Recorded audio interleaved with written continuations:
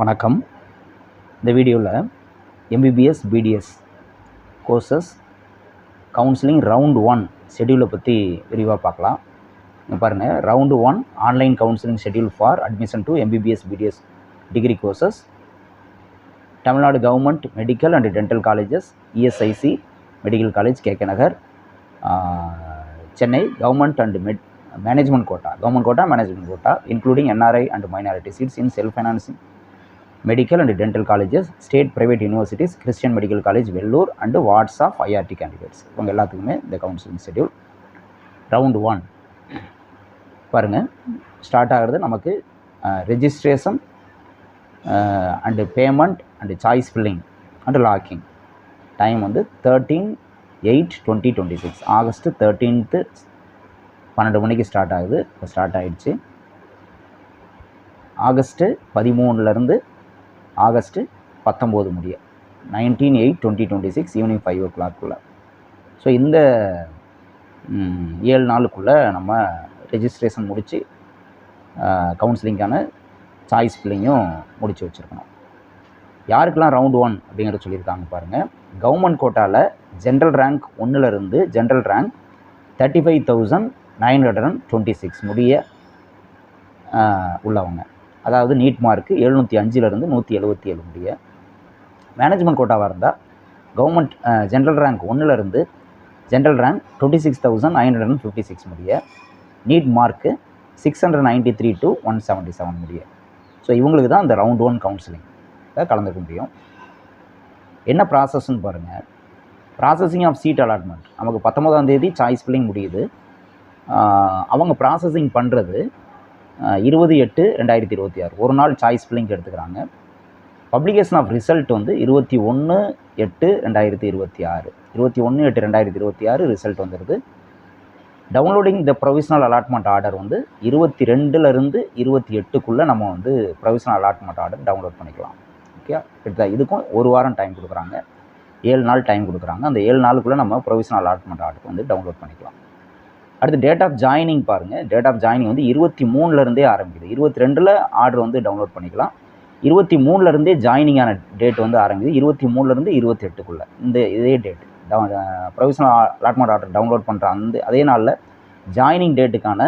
ஜாயினிங்க்கான டெட்லைனும் அன்றைக்கே முடியுது அப்படிங்கிறது தெரியுது. அடுத்து வந்து பார்த்திங்கன்னா ஜென்ரல் இன்ஸ்ட்ரக்ஷன்ஸ் பாருங்கள். Candidates who are participating the online choice filling for MBBS and BDS degree courses will have to remit a non-refundable registration fee of 500 for government quota. Government கோட்டாவுக்கு கவுன்சிலிங்கில் கலந்துக்கிறவங்க முதல்ல கவர்மெண்ட் கோட்டாவுக்கு மட்டும் நீங்கள் செலக்ட் பண்ணியிருக்கீங்க அப்படின்னா 500 பே பண்ணணும். Management கோட்டாவாக இருந்தால் 1000. இதுக்கு செப்பரேட்டாக தான் நம்ம அப்ளை பண்ணியிருப்போம். அதே மாதிரி கவுன்சிலிங்கும் செப்பரேட்டாக தான் நம்ம வந்து பண்ணணும். At the time of registration the candidate will have to pay refundable security deposit. இது வந்து நான் ரீஃபண்டபுள். அந்த ரெஜிஸ்ட்ரேஷன் ஃபீ 500,000ங்கிறது நான் ரீஃபண்டபுள். இந்த செக்யூரிட்டி டெபாசிட் அப்படிங்கிறது ரீஃபண்டபுள் டெபாசிட்.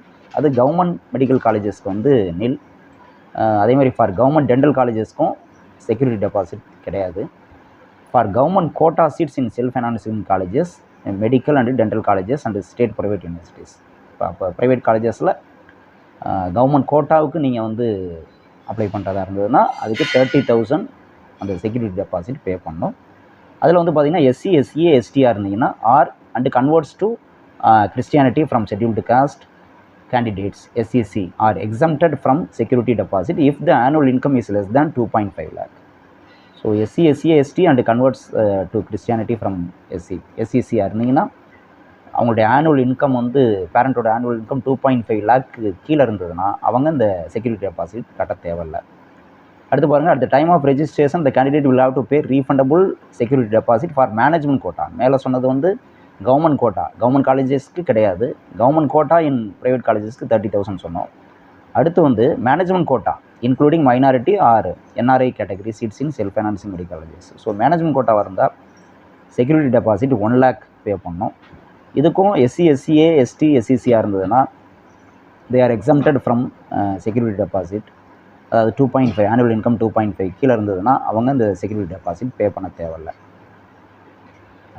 அடுத்து பார்த்தீங்கன்னா சாய்ஸ் ஃபில்லிங் பற்றி சொல்லியிருக்காங்க. சாய்ஸ் ஃபில்லிங் எவ்வளோ சாய்ஸஸ் வேணுமாலும் கொடுத்துக்கலாம். அடுத்து அதே மாதிரி சாய்ஸ் ஃபில்லிங்க்கு வந்து எத்தனை முறை வேணுமாலும் நம்ம வந்து ஆல்ட்ரு பண்ணிக்கலாம் பிஃபோர் லாக்கிங். ஒன்ஸ் லாக் பண்ணியாச்சுன்னா அதுக்கப்புறம் நம்ம அதை எடிட் பண்ண முடியாது.